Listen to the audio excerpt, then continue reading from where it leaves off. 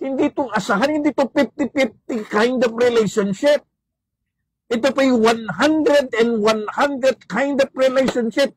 Bilang husband and wife, sila ay magtutulungan para i-provide nila sa isa't isa ang kanilang pangangailangan.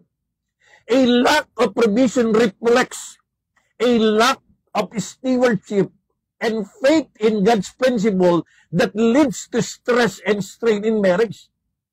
Kahit gaano kayo katinding nagmamahalan, kahit gaano katindi ang inyong pag-iibigan, kung wala naman kayong kinakain, wala naman kayong tinitirhan, wala kayong tinutulugan, kapatid, hindi tatagal ang relasyon ng dalawang nagmamahalan.